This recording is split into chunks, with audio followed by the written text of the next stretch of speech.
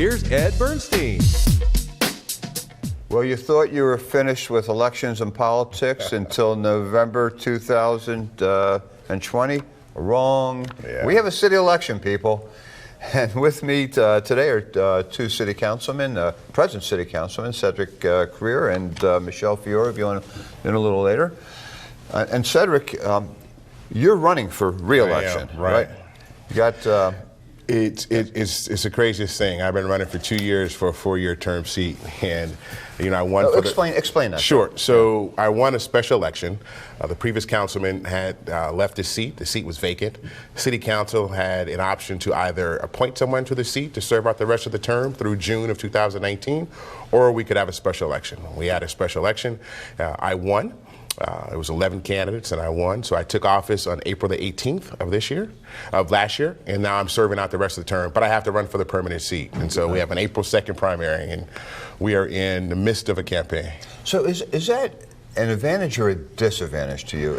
You having to run so quickly after a previous election. Well, it's tough, because of the fact that we've initiated a lot of things. We have made a tremendous amount of progress in the last 10 months, and planted some seeds to do some great things. And so we need to continue on to make those things happen. There's a planning side of things, and then there's the execution side of things. And so we are in the planning side. We've got some great strategies in place. Now we need to go to the execution side. So I need to be there in order to make sure this stuff happens. Right. Which makes it difficult to run for an election. Sure. It takes time. It does take time and energy, and instead of committing yourself to the job. Yeah, it's funny because everybody doesn't work off the same time frame that I want to work off. I want to make things happen immediately, but government doesn't work like that. We have a park that we're redoing, and we're doing the timeline, and they said, well, when would this take place? And they were like, well, probably like a year and a half from now. I'm thinking, hold on, a year and a half? By the time you put permits and do things, that's what happens. So the time frame isn't my time frame. I've understood that, yet I've really pushed the envelope and get people moving in our direction, which has been great, because you have to have momentum within the building in order to get anything done at City Hall. Right. And you represent Ward 5, which is what part of Las Vegas? So Ward 5 consists of half of downtown, the Fremont Street experience, the Plaza Hotel, the Downtown Grand on the north side of Fremont Street, going down to Cashman Field is all of ours. Right. The historic west side. Now this is like Sahara, because the south side of Fremont is a different word. The south side of the south side of Fremont. Because Sahara divides city and county oftentimes, right? Yeah. So the south side of Fremont Street experience is Councilman Coffin's ward in Ward 3. Right. The north side is mine, which is interesting because there are a lot of mutual events and joint events. So what happens in the middle of the street? We shake hands and we say we'll have a little come to Jesus about how we want to do things. Let's talk about Fremont Street for a minute, because there's a big project going on Fremont Street, right, with the canopy. Yeah, with the new canopy that's coming in, it's going to be great. The canopy's been there for over 20 years, and it was hard to believe that it's been there that long, but it's outdated. This one you'll be able to view during the day. It'll have much more vivid abilities that'll happen. So it's going to be really, really good.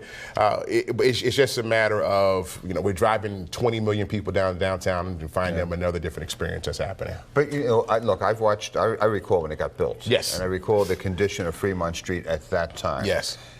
And we've really done a good job at the city. Now when you talk to a tourist, and I don't care where they're staying, one of the must-sees is to take that trip downtown and spend some time downtown. I have friends that come in town and they want to spend time in downtown, and as many people still call it Old Vegas, but I think that Old Vegas has that nostalgia to it. But look, there's a lot of things happening in downtown Las Vegas with the expansion of Fremont Street East that's going on, with the redevelopment of... By the way, is that the same thing on Fremont Street East? You have one side of the street No. Well, it goes further down, but it stays, the line going east-west is still the line. I think I'm down to like 11th Street or so. It's still Ward 5. But you've got Circa, which is an $800 million project. The Fremont is under $200 million expansion that's going to happen. The Downtown Grand is under a big expansion, bringing in convention space. So downtown is great. A lot of new restaurants opening up and a lot of things happening. So downtown's fantastic. I urge everybody to come down to downtown and spend some time. If you haven't, you need to get down to downtown. And oftentimes the rest of your ward in the past have been, relatively neglected. Yep. Right? I mean, you started talking about parks, for instance. Yep. I mean, whereas we were building parks in Summerlin and in some of the suburban areas and the new areas of the city, some of the older parts of town have been forgotten. Yeah, no doubt. Look, we have to be honest with ourselves, and I think that we've seen development up and around the historic West Side. We've seen Symphony Park develop, which is also in Ward 5. We've seen other areas that have been developed. It's time for the redevelopment of the historic West Side. We have what's called the 100 Plan, which lays out, strategic document, which lays out the best phases to start doing development. I always say we need shovels in the ground and we need cranes in the air, and we need to get some affordable housing. We need to get, the restaurants, nightlife, stores, shops over there. We are in the process of getting people working. Unemployment in Ward 5 is at 15%. Around the city, it's about 5%. We've launched something called Ward 5 Works, which will allow us to bring in industry and business, but also to get people within the ward ready, prepared to go to work and train. We're going to build a workforce center, which is going to happen, and we just came back from San Antonio. Councilwoman Fiore was also on that trip, and I thank her for attending to look at their workforce and their workforce facilities that they've done. They've done an amazing job. Right behind the West Side School, the old Variety site, we're going to build a workforce center there. We're going to focus in on 3 strategic areas: construction and trades. We're also going to do healthcare, and we're going to look at the STEAM aspects of it. So all the engineering, math, science, technology, and we're going to focus on those and get people ready and prepared to go to work. So this is a training program, basically? Yeah, it will be a training facility that will allow people to come down. Look, if you want a job, I always say this, as a council person, I need to have something in place that says, if you as a builder or developer or shop owner is looking for 2 people, 3 people, or 30 people, I need to have an avenue that says, okay, great, we're going to get you a qualified and trained workforce to go take advantage of those jobs. Mm-hmm. We've got about $1.5 billion of construction happening right now in Ward 5. We need to get people ready to go to work. And I just really believe that a lot of people in my ward just don't know how to go find a job. And so this would be that one-stop shop that would allow them to go, get trained, get ready, and working with our community college systems and our university systems, working with our builders and our trade organizations to get people working.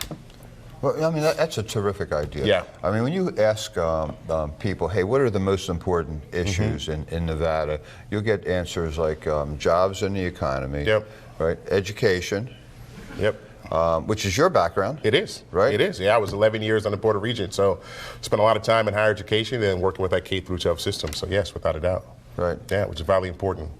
Talk to me about that leap and going from the Board of Regents to City Council. I mean, 2 entirely different worlds. Completely right? different worlds. I actually while I was on the Board of Regents, I was also a planning commissioner for Ward 5. Right, yes, And so, which gave me tremendous experience on how city government works, as well as how land use works, in terms of dealing with developers and also dealing with just homeowners who are looking to build a patio extension in their house. Right. I come in on April 18th already ready, prepared to go to work. And it's a huge transition. I view our office as Grand Central Station. People call our Ward 5 office for just a plethora of things, man. And we manage that. A lot of what we do is putting people in the right place in order to get an answer to their concerns. And so it's an everyday. People say it's a part-time job, but it's not a part-time job. This is an everyday, getting in there, doing what's right, and getting in there, servicing the community. This TV studio is in your ward, correct? Yeah, it is. Now, when you drive in this area, there's obviously a big homeless problem. There is. Right, and it's always been that way. I mean, I've been in this city over 40 plus years, and we had a problem then, and we continue to have a problem. It's not getting any better. Well, it is getting better. We are behind the 8 ball in terms of homelessness, and in Ward 5, over the course of decades, as you said, all the social services for homelessness are in our ward. Half of the homeless population resides in Ward 5, and that is, issue 1A is jobs, getting people working. So this training facility, the Ward 5 Works, is that intended to help some of this problem? It's intended to help people who want to go to work, and to get somebody off the couch into a job, and a high-paying job that is going to allow them to provide for their family. Our homeless situation, 1B, I've taken it upon myself and our team to travel to many different cities around the country. Been to Miami, San Francisco, Phoenix, Los Angeles, San Francisco, looking at homelessness, looking at what's working and what's not working. There's a lot of best practices out there, and so that we don't take good resources and put them towards bad programs. And so we have seen what is working and what's not working. One of the things is that we cannot put all of our social services and all of our homeless issues in one area. We have to, there's a need throughout the entire city, throughout the entire county, North Las Vegas, Henderson, the county, and Las Vegas, and everybody has to play a strategic role. And so right now we have our courtyard, which is opening up right here on Main and Fort Master, Las Vegas Boulevard and Fort Master. Right. The city has made a commitment, a $15 million commitment to build this shelter that's there, which is going to have sort of a one-stop for homelessness. People can spend the night there. It's an open-air facility, and it's based off of the model in San Antonio. San Antonio says that they have mitigated 75% of the homeless population over the course of time. And so this is a model that we've taken. Right now we're housing a little bit over 200 residents that spend the night there, which we can go up to 800 when it's all complete. There'll be FQHCs out of there, healthcare facilities, mental health facilities. We have a program where if you have family in other parts of the country, we'll send you there. And so it's a one-stop you can receive services for our homeless population. So will a homeless person be able to get medication at a facility like that? Yes. Because that seems to me to be one of the causes that we find ourselves homelessness that we find ourselves in now. Yeah. And I can remember a time when the state, when the budget was decreased a number of years ago, and one of the things they cut out were giving medication to some of the homeless. They were able to at least get daily medication and go out and work. Yeah. Because if you have your medications, oftentimes you can work. Yeah, no doubt. So the San Antonio model has an actual pharmacy inside of the facility, and the line is long. And also, they'll house your medication for you.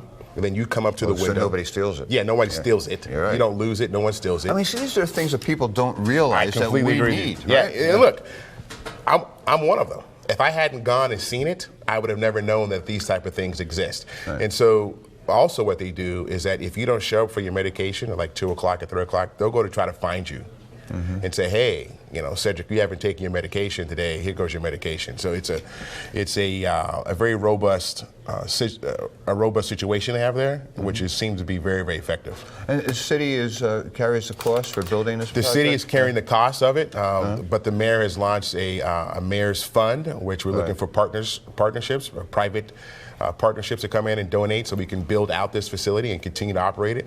We are looking for a funding model. We need a dedicated funding model in order to deal with our homeless situation. And so one of the key things that every municipality has is a dedicated funding model, which is from either the state, the county, or federally, that is dealing with homelessness. You can't have $1 million this year and then next year you've got $200,000. You need a dedicated funding source. It has to be a budget. It has to be consistency. Yeah.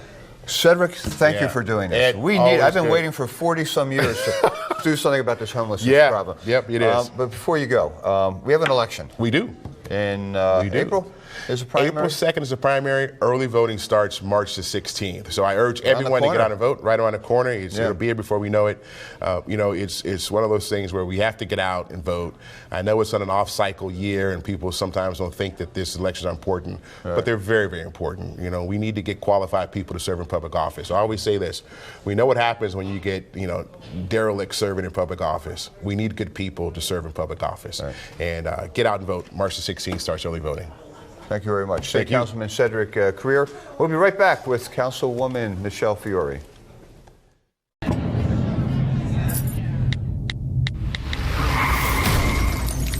When sorry is not enough. Enough said. Call Ed. EdBernstein.com. Hey, we're back with City Councilwoman Michele Fiore. This is my first question, because I don't... do you say councilwoman, councilperson, or councilman? Because when they talk about a Congress, I mean, I hear them talk about, even Nancy Pelosi will say congressman, or Nancy Pelosi. I mean, what is the correct title? Michele. I have to tell you, Michele, because I'm quite casual. And so you can call me councilman, you can call me councilwoman, but my real title... you don't take offense when somebody says councilman. Are you kidding? No, not at all. Yeah. I think I'm tougher than most men, so calling me a councilman is just fine. But Michele, really, I don't ever request anyone call me by the titles that I hold. Right. I just say, my name's Michelle. But I mean that's cool. Yeah. Good. Happy with it. But is there a protocol for this? I mean, is there a correct way to phrase it? Just I don't think so. I think you can say councilman. I think you can say councilwoman. I think you can say honey. I think you can say sweetie. I'm of that era. Like you're not going to offend me by somebody saying may. that. But it may offend a third party by if I call you honey. If I was calling you honey on this show, I would get mail.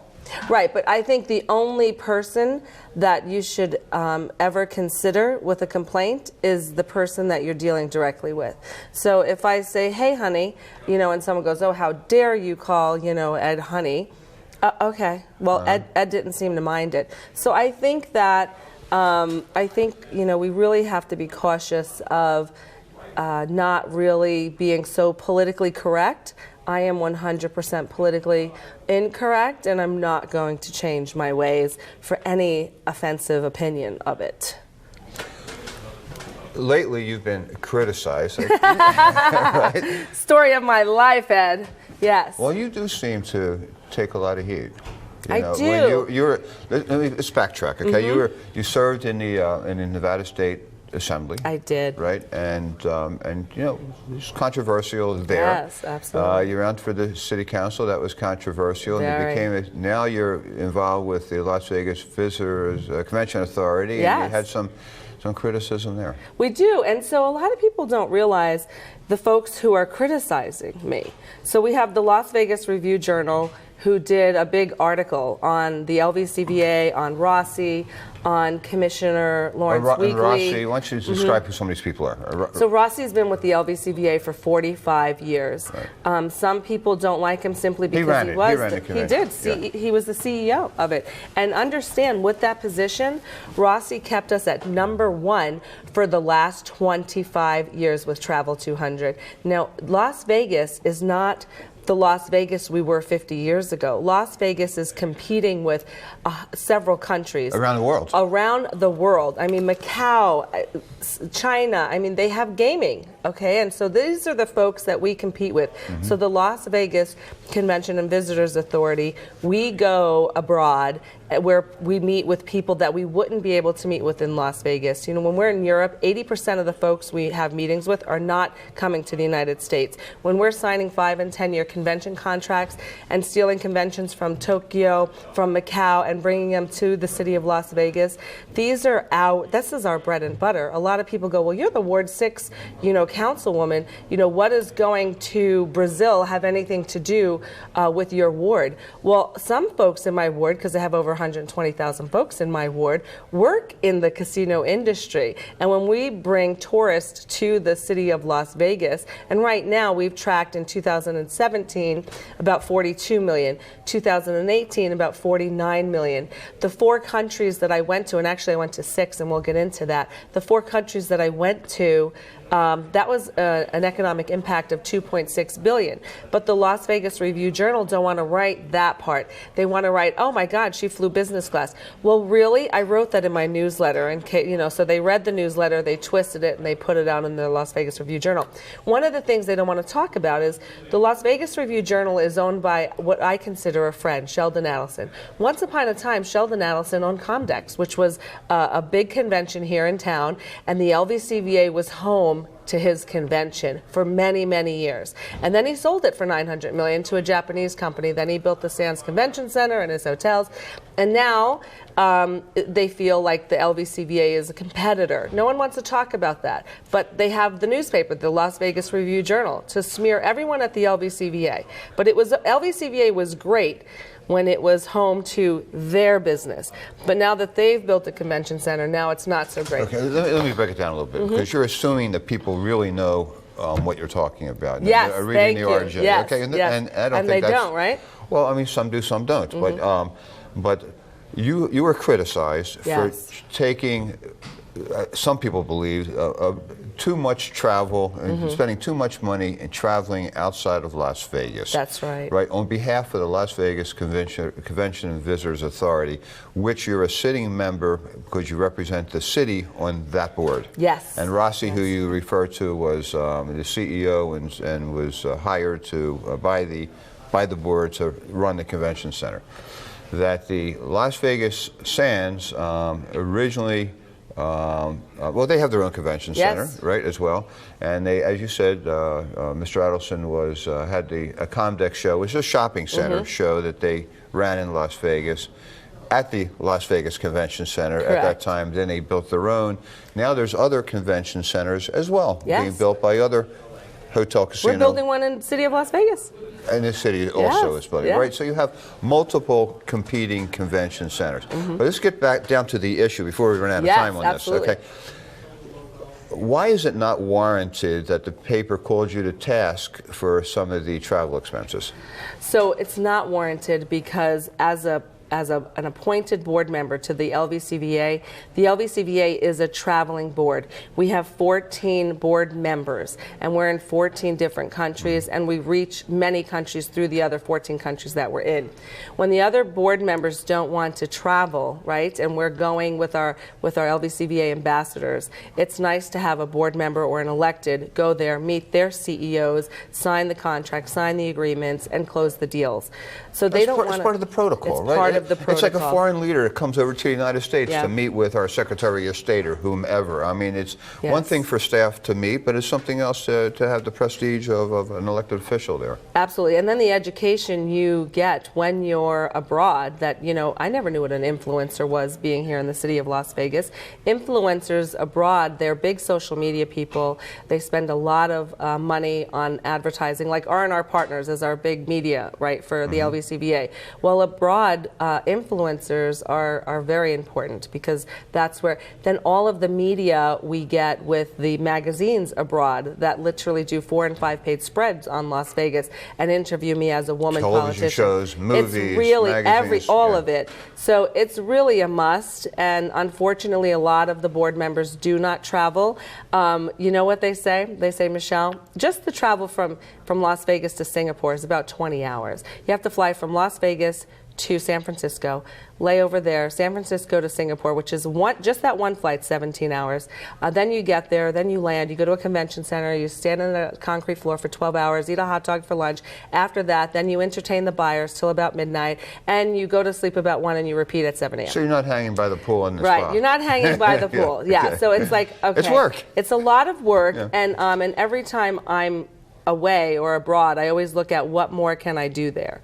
So it's interesting. So that's just one aspect. Just like I sit on the Workforce Connections board.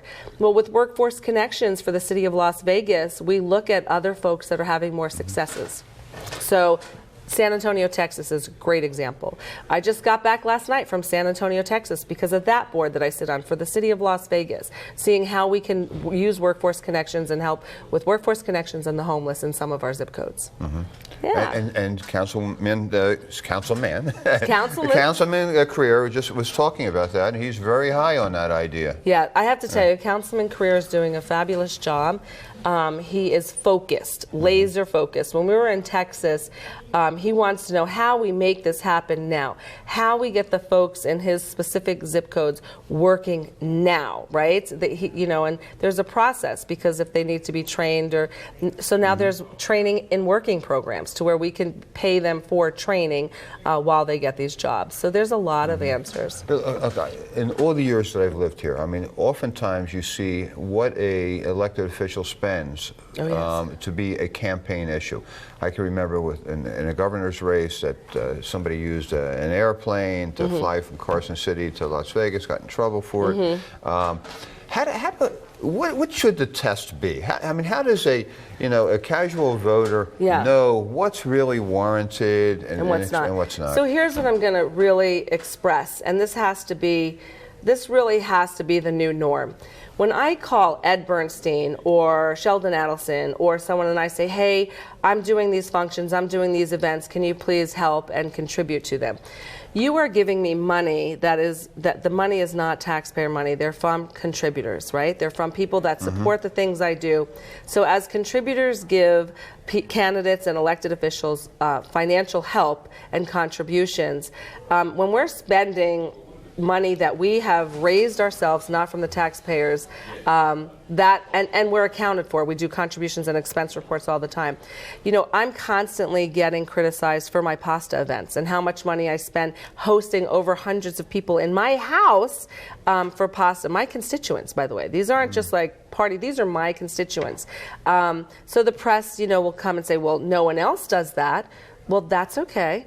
Maybe no one else cooks spaghetti like I do. Do you know what I'm saying? But that's what we do. And I actually don't cook any longer like I used to. I have a specific company caterer that I use because I love their food, and that's Lino's in my district. Okay, because I'm sitting here wondering, how come I haven't been invited to your pasta party? You probably don't live in that ward, right? But you are always invited. But okay, so what you're being criticized for, yes. Your argument is, hey, I went out there promoting Las Vegas, promoting business, bringing business in. This is an international world. Or look, what is the percentage of foreign tourists that we have that come to Las Vegas now? Well, I'll tell you, just on the four trips that we did.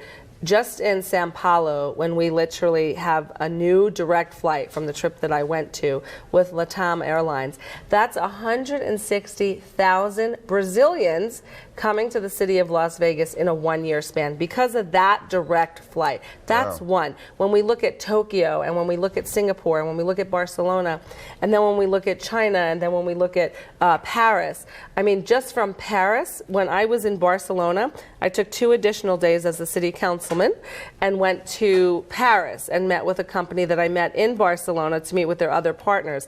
Immersion 4, it's a data solutions company. They are now moving to the city of Las Vegas. They will be renting some space from the city of Las Vegas. Yeah, you know what I'm saying? Yeah. These are things that the Review Journal will not print. The successes that we do as board members on these boards, and the thing that's really, you know, aggravating is folks don't get to hear this side of the coin. They just get to hear what these journalists who know nothing about anything write. Yeah. Well, I'm glad you had a chance to explain it. Thank you, Ed. Thank you for having me. Because these are important issues. Yeah. And look, I always believe, I don't care if you're in city government or you're in a business relationship, sometimes you have to spend resources, time, and money to make back, you know, successes. And absolutely. And you just have to, you know, do it right, I guess. I mean, or just explain it right. Yes. Maybe that's what you didn't do right. Yes, absolutely. You should have explained it better. Yeah. All right, thank you very much, Councilwoman. Honey. Thank you, honey. Honey Michele. Thank you, Michele honey. Fiore, Yeah, City Councilwoman. Yes. Yeah.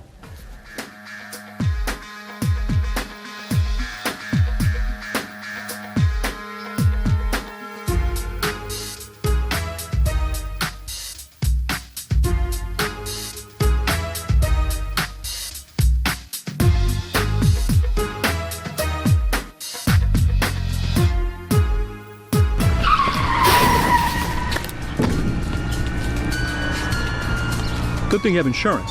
The lady in front of you just called that Bernstein. Enough said. Call Ed. EdBernstein.com.